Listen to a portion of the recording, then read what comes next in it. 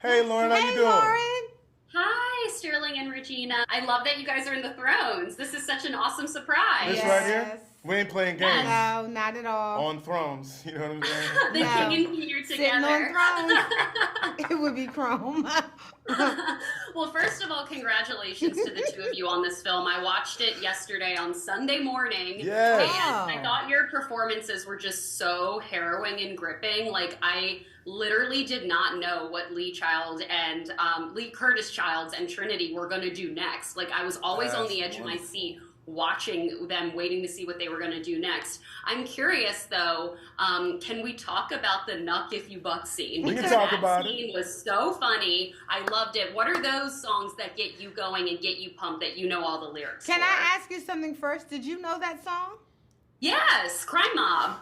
Wait, we never heard the song when we were Look, shooting it. wait a Oh my minute. God. I was like, Nuck If You Buck, Wait, right? wait, Yeah, wait. I absolutely It's loved it. it's so crazy because we were Lauren. like, we're singing. What is We that were like, song? who? Nuck if you who? Uncle who's- Buck. Yeah, What are we didn't doing know, over here? but everyone else know.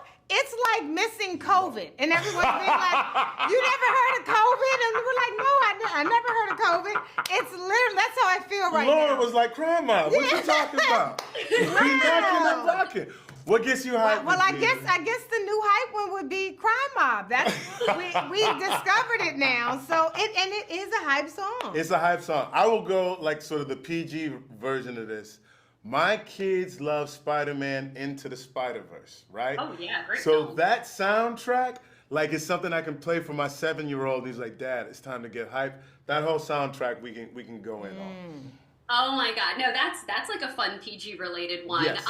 What is the art of the Trinity and Lee Curtis Child's fake smile? Because in this movie, they're making a documentary with, so you're making a movie within a movie, which is Yeah. kind of cool, first of all, as an actor. What is the art of their fake smile? Because I thought it was hilarious, but also very chilling at times. Yours is really, really. I think I have to do it one time when I'm talking to the people in the sanctuary and they're about to go to the Sumter's Church for something. No, you do it again too. Do I? You know, you do it with the fountain when you're about to lose With the it. fountain. Yes, that's That's true. that shot, Yeah, yes. yeah. That's true. And I'm always scared because I never know where Lee Curtis is gonna go. I don't know. Like I'm like, is he gonna lose? Please don't let He him can lose make a his quick temper turn, because yeah. we're on camera. Right. But what's your art? Because you're real good at it. She's good. Well, because she's She does the whole, you have a turn and a. yeah, it's stiff. It's just there's no laughter behind it. The truth is, Yeah. it's a joyless smile. That's true. It's a joyless smile. Yeah, that's why it's like very chilling at times. Well, last question for you, Regina. I know you're a local girl in Washington, D.C. Yes. You're in Washington, D.C. This interview is going to be airing in Baltimore, and I'm curious if you have any favorite Baltimore memories or memories in the area when you were growing up here. You know, my I have cousins in Baltimore, Okay. Niecy, Gary, Ross, because my aunt and uncle, they lived in Baltimore. So I would say going to Baltimore and getting crab cakes, like Oh, so that. good. Yeah, like going to Baltimore and getting crab cakes, like it is. I don't think people realize the harbor has some good seafood in that area. Yeah. So It does. yeah, and so the Baltimore, yeah, It's like a big thing, the crab cakes from folks from oh Baltimore, my for goodness, sure. the crab cakes it's wrong.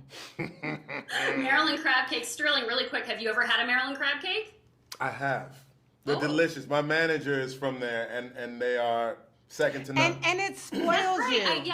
That's right. I did meet your manager during the Marshall junket, and she told me she was from Baltimore. I Yeah. clearly remember this now. It's the Old Bay, Yeah. right? Like, is that what? Oh, Yeah, but- yeah. And you know what it is too? It's lump crab meat. When you go to places and it's too mostly fine? filler and Uh-huh. stuffing, and there's you're like, this is mostly stuffing. Where's the crab? Right. They don't do that in Baltimore. It's don't the do that. whole No, they don't. crab. They don't do that. Not in Baltimore, not in Maryland. Not in Maryland. Congratulations to the two of you again. Can't wait for your fans to see this film. Your performances are absolutely amazing. I like these characters were so crazy to watch, and you guys like I wasn't even seeing Regina and Sterling. I was like fully seeing the two of them up there. So thank you both so much for your time today. Oh, Thank thank you, you. Lauren. Thank you so Appreciate much, it. Thank Lauren. you. Thank you. Bye Have bye. a crab cake for us. Right. The Filmmaker Sisters. I absolutely love it. You guys look beautiful. Thank you so much. Yes. Congratulations on this film. I watched it yesterday on Sunday morning, and I had so much fun with it, but I also didn't realize how chilling it was going to be, and I love the balance of the comedy and like how kind of disturbing the film was as well with the storyline. So congratulations to the two of you, first of all, because I did not expect this film to go where it went. Thank you. Yeah, we like to Trojan horse things into our work. Oh, yes. Yeah, no, that's like a good way of putting it. Well, I wanted to talk with you both about what the inspiration was in making your short film into a full-length feature, because I know your short film was only 15 minutes. So talk about that process and what it is like as a filmmaker to turn a short film into a feature. Yeah, you know what? My first year of film school, getting my MFA in directing at UCLA was 2014, and that's the year Whiplash came out.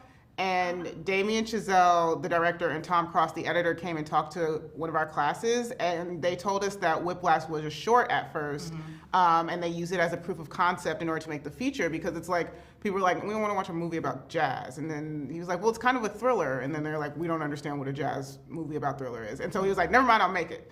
And so when I decided that I was going to approach this story, ended up getting, when I would talk to people about it, I got a lot of the same pushback. Like, they were like, well, what's the scandal? I would pitch it as like a dark comedy, and they'd be like, okay, cool, what's the scandal? I would tell them the scandal, and they were like, that can't be funny. Yeah. How would you make this a comedy? And so I was like, never mind, I'll just show you. So I was like, we decided to make a proof of concept as my thesis film at UCLA. Wow, such a cool story. I love the Whiplash comparison too, because I do remember that being a short film. Yeah. We have to talk about the costumes and the hats, because that was a huge part of who these characters were. Did you get to keep any of their outfits? Did you all keep anything from set that will always like remind you of this film? Because like that was like such a big deal with their outfits, the hats, everything. I loved it. Yeah, I mean, well, a lot of the hats we still have, because a lot of them are our grandmother's hats. Yeah. So that we just like, she had so many hats, and so boxes and boxes, multiple hats and multiple in the same box, and so we just kind of raided her closet to dress the movie.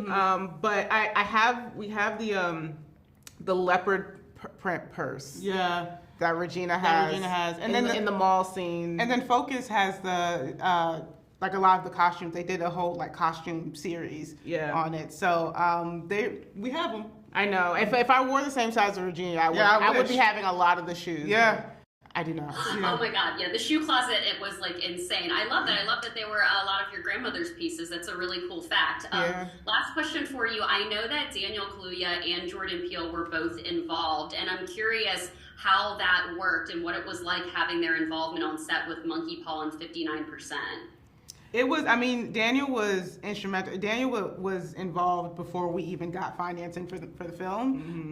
So he was instrumental in helping to shape the movie. Yeah, for sure. And shape the characters, honestly.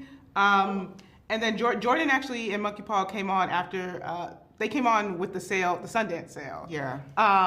But they were instrumental in helping us get this out there in such a big way. I think when we first talked with Jordan, he was like, people need to see this. Yeah. And so he was like, marketing. Yeah, he was like, we need to market it. And that's what Monkey Paw and Focus have been doing. The marketing has been out of this world. We just went and took pictures with one of the billboards yesterday with our parents.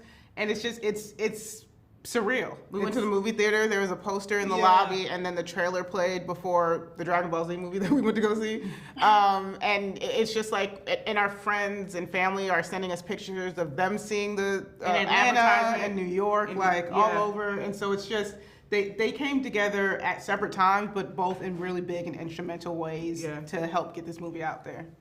I love that. Well, I can't wait for fans to see it. Definitely one to see in theaters for sure. Adamma and Adanne, thank you so much for your time, and congratulations on this film. It was definitely a thought provoker, and I've been like texting with my colleagues about it since I've seen it, which I love doing after a movie, honestly. So so thank you both again for your time, and congratulations to you. Thank you so much. Thank you, ladies. Bye-bye.